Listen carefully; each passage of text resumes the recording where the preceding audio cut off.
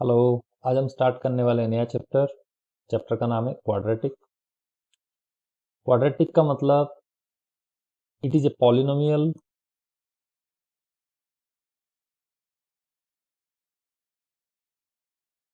Of degree 2। Quadratic means polynomial of degree 2। तो general expression अगर हम देखेंगे तो ये आ गया ax square plus bx plus c। हम इसे स्टडी करेंगे as an expression, as an equation. जब हम बात कर रहे हैं एज एन एक्सप्रेशन का, तब हम इसके रिप्रेजेंटेशन करेंगे px is equal to ax square plus bx plus c। Polynomial of x in this format में, यहाँ पर कुछ नहीं है, मतलब x की पावर 0, यहाँ x का पावर 1, यहाँ x का पावर 2। तो degree of the polynomial is equal to 2 and if degree of the polynomial is 2 then उसका नाम होता है क्वाड्रेटिक। ओके, इस फॉर्मेट में हम उसको बोलते हैं एक्सप्रेशन, क्योंकि हमने पॉलिनोमियल को एक्सप्रेस किया है। लेकिन जब इसी को हम लिखते हैं ऐसे कि ax square plus bx plus c is equal to 0, मतलब value of the polynomial is equal to 0 या is equal to something, suppose is equal to यहाँ पर आ जाए d, तब हम उसको बोलते हैं इक्वेशन, क्योंकि बीच में इज इक्वल साइन आ चुका है इज इक्वल टू। इसका मतलब हो गया ax square plus bx plus c is equal to d, it's an equation. इसको मैं ट्रांसपोज कर दूंगा इधर, ax square plus bx plus c minus d again is equal to 0। This is my new constant term. Okay, तो दोनों में फर्क ये है कि जब हम उसको लिख रहे हैं एक्सप्रेशन के रूप में, तब हम नॉर्मल क्या करते हैं, उसको फैक्टराइज करते हैं,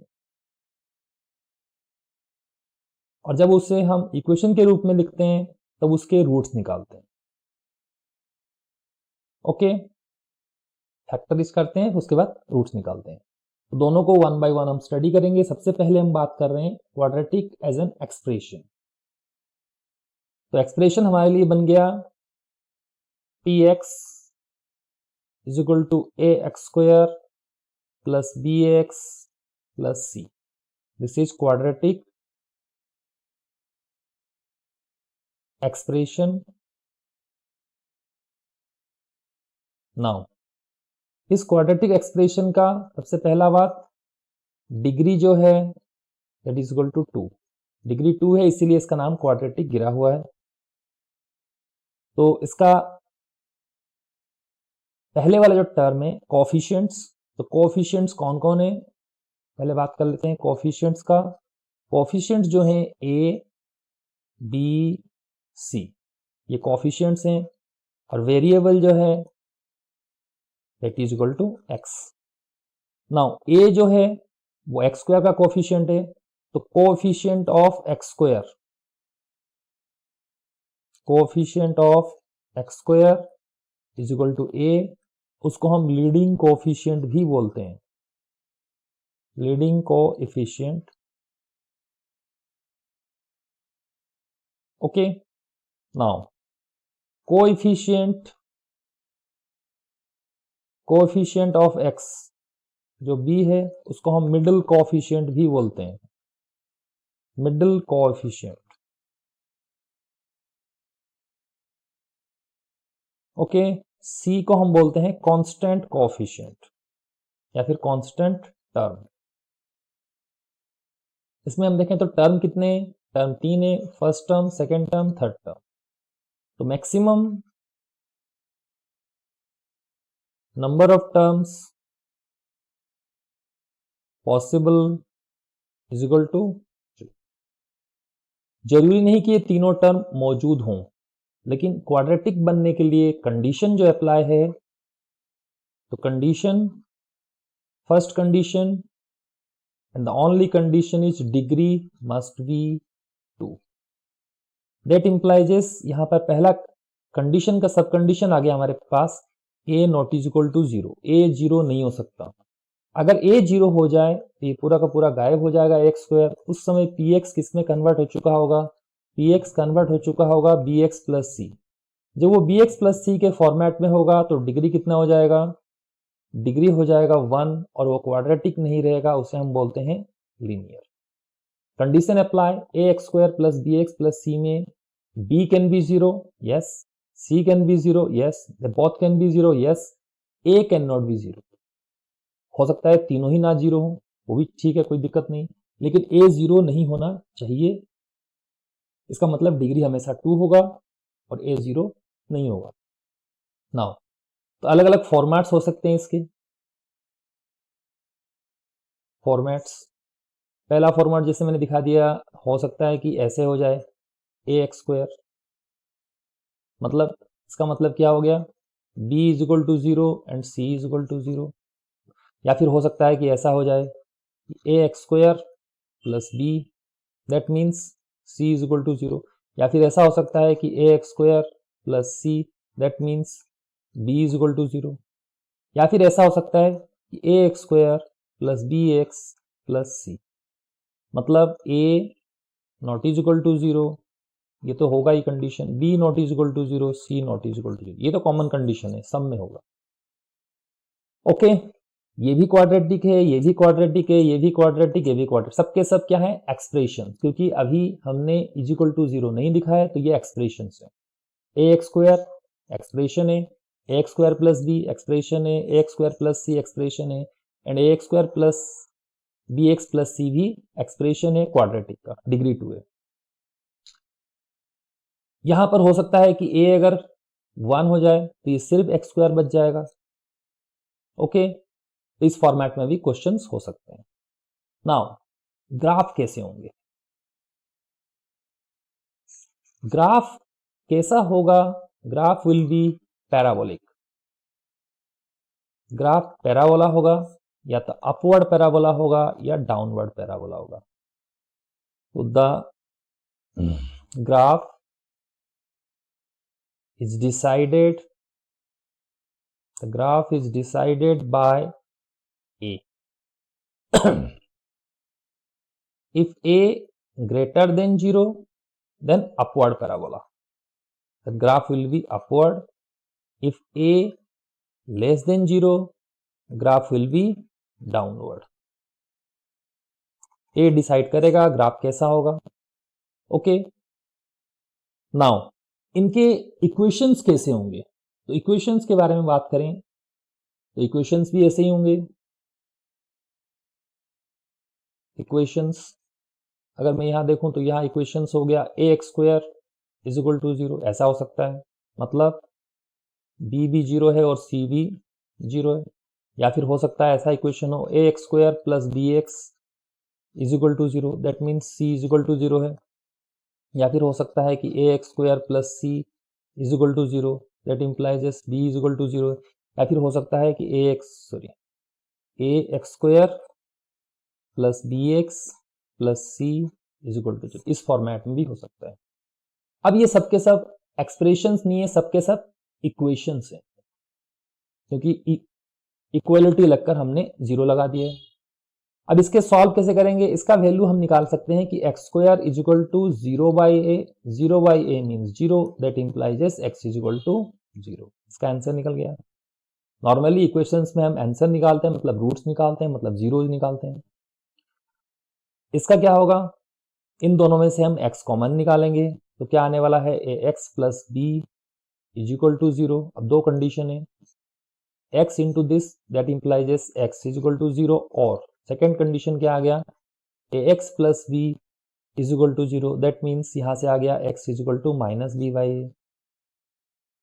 यहां देखें दो आंसर निकल गए, यहां देखें तो a x square is equal to minus C, that implies x square is equal to minus c by a, that implies x is equal to plus minus under root के अंदर माइनस सी बाई ए। दो answer निकल गए, एक answer निकला under root minus c by a, और एक answer निकला minus of under root minus c by A.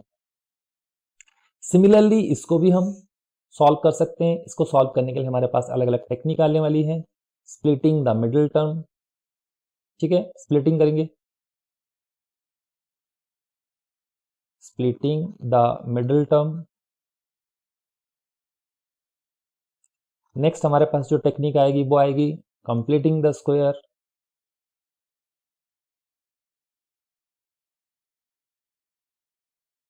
And next जो टेक्निक आएगी वो आएगा क्वाड्रेटिक फॉर्मूला।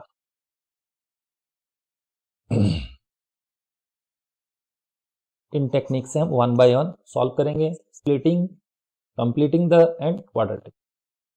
इक्वेशंस को नॉर्मली हम रूट निकालते हैं, क्वाड्रेटिक है डिग्री 2 है तो देयर विल बी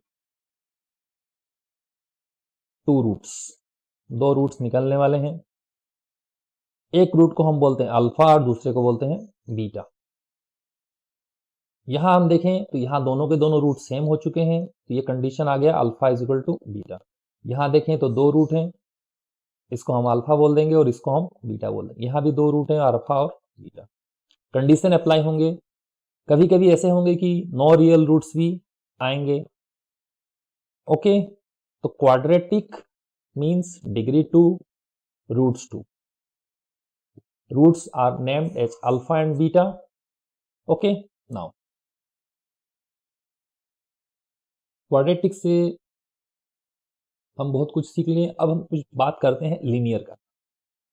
अगर इक्वेशन में a इज इक्वल टू 0 हो गया, दैट इम्प्लाइजेस जो पॉलिनोमियल है वो कन्वर्ट हो चुका होगा bx प्लस c में।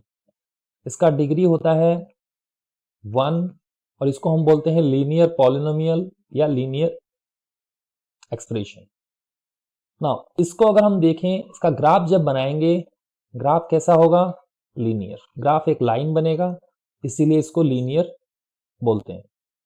ओके, इसको जब ग्राफ बनाते हैं हम, हमेशा कोई ऐसा ग्राफ बनेगा जैसे एक लाइन ग्राफ बनने वाला है। और अगर हम क्वाड्रेटिक का ग्राफ बनाते हैं तो क्वाड्रेटिक का ग्राफ कैसा बनेगा? पैराबोलिक। क्वाड्रेटिक का ग्राफ जो होगा वो पैराबोलिक, अपवर्ड और डाउनवर्ड हम बात कर चुके हैं। a ग्रेटर देन 0 अपवर्ड और a less than 0 downward. Now varieties of graph possible, कौन कौन से ग्राफ कैसे पॉसिबल हैं उनके बारे में बात करते हैं। फर्स्ट वैरायटी हम ले चुके हैं कि a ग्रेटर देन 0 है, ये तो है, मतलब ग्राफ अपवर्ड ही बनने वाला। लेकिन अपवर्ड में भी कंडीशन आता है। एक कंडीशन है कि ग्राफ ऐसा बन जाए, this is x, this is x dash, this is y and this is y dash, this is origin. Graph ऐसा भी बन सकता है अपवर्ड पैराबोला में, या फिर हो सकता है कि ग्राफ ऐसा बने अपवर्ड पैराबोला में,